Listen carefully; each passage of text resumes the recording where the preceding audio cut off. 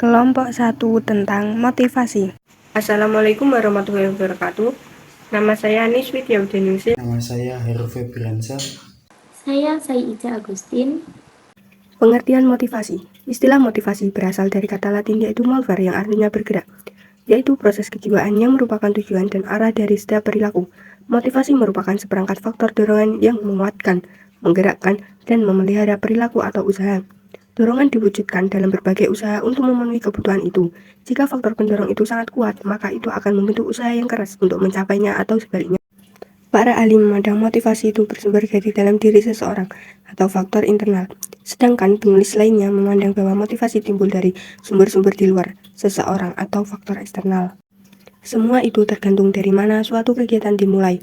Motivasi internal yang berasal dari diri seseorang didukung oleh teori hierarki kebutuhan Abraham Maslow dan motivasi berprestasi dari MC Cilan. Sedangkan motivasi eksternal didukung oleh teori MC Gregor dan Herzberg. Selanjutnya tentang proses motivasi. Proses motivasional menunjukkan ada kebutuhan individu yang tidak terpuaskan dan mengakibatkan ia mengalami situasi tidak menyenangkan. Situasi yang tidak menyenangkan ini mendorong individu untuk memenuhinya, dan untuk itu ia melakukan tindakan atau usaha. Jadi, tuntutan pemenuhan anggota yang belum terpenuhi menjadi motif pendorong mereka untuk memberi kontribusi yang optimum untuk kegiatan-kegiatan keorganisasian. Hal ini menunjukkan apa yang disebut oleh Peirce dan Robinson, orang-orang terlibat dalam perilaku yang diarahkan pada tujuan dalam upaya untuk memuaskan kebutuhan mereka. Pendekatan terhadap motivasi. Pertama, pendekatan tradisional. Menurut pendekatan ini, motivasi seseorang didorong oleh keinginannya untuk memperoleh gaji. Pendekatan hubungan manusiawi, human relation. Pendekatan ini mengatakan bahwa motivasi seseorang didorong oleh keinginannya untuk berinteraksi dengan orang lain. Yang ketiga, pendekatan human resource management. Pendekatan ini mengatakan kepentingan karyawan harus diperhitungkan. Teori motivasi A. Teori hierarki kebutuhan dari Maslow.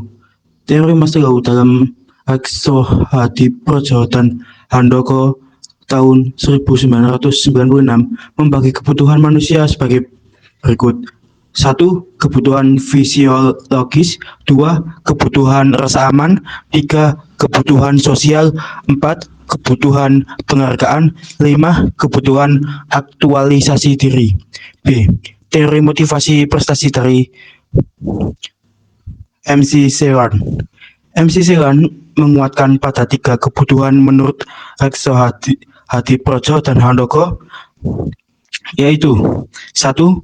Kebutuhan prestasi tercermin dari keinginan mengambil tugas yang dapat dipertanggungjawabkan secara pribadi atas perbuatan-perbuatannya. 2. Kebutuhan afiliasi. Kebutuhan ini ditunjukkan dengan adanya bersahabat. 3. Kebutuhan kekuasaan. Kebutuhan ini tercermin pada seseorang yang ingin mempunyai pengaruh atas orang lain. Dia peka terhadap struktur pengaruh antar pribadi. C. Teori X dan Y dari MC Gregor. Teori ini masih banyak digunakan oleh organisasi karena para manajer bahwa anggapan-anggapan itu benar dan banyak sifat-sifat yang diamati perilaku manusia. Sesuai dengan anggapan tersebut, teori ini tidak dapat menjawab seluruh pertanyaan yang terjadi pada organisasi. D. Teori motivasi dari Herzberg. Teori ini sering disebut dengan MH atau teori 2 faktor. Bagaimana manajer dapat mengendalikan faktor-faktor yang dapat menghasilkan kepuasan kerja atau ketidakpuasan kerja. C. Teori E.R.G. Aldefer. Teori Aldefer merupakan teori motivasi yang mengatakan bahwa individu mempunyai kebutuhan 3 hierarki, yaitu ekstensi, keterkaitan atau relatedness, dan pertumbuhan atau growth. Berikut contoh video motivasi.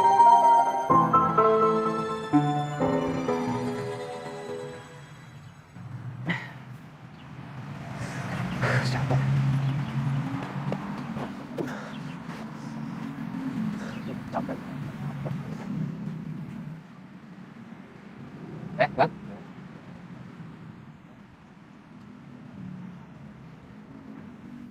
Baru pulang, Bang? Iya bang. Sebelum pulang, nyantai dulu ya, Bang? Iya bang. Sama, Bang.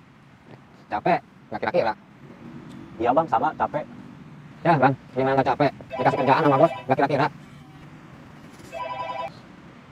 Oh, mama. Iya mah, ntar lagi ayah pulang. Ini lagi istirahat dulu di pinggir jalan. Maaf ya mah, ayah belum dapat kerjaan, udah muter-muter seharian. Iya mah, ayah pulang kok sekarang. Pak, saya duluan ya. Ah, iya bang.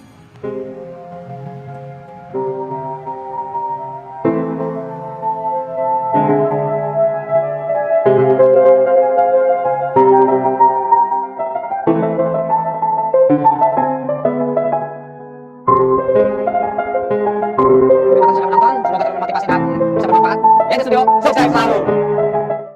Dari materi yang telah dijelaskan dan dari video yang telah kami contohkan bahwa kesimpulannya, motivasi merupakan seperangkat faktor dorongan yang menguatkan, menggerakkan, dan memelihara perilaku atau usaha.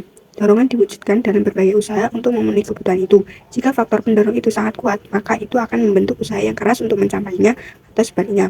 Proses motivasi meliputi kebutuhan tidak terpuaskan, dorongan untuk memenuhi, usaha untuk memenuhi, dan yang terakhir adalah kebutuhan terpuaskan. Sekian, terima kasih.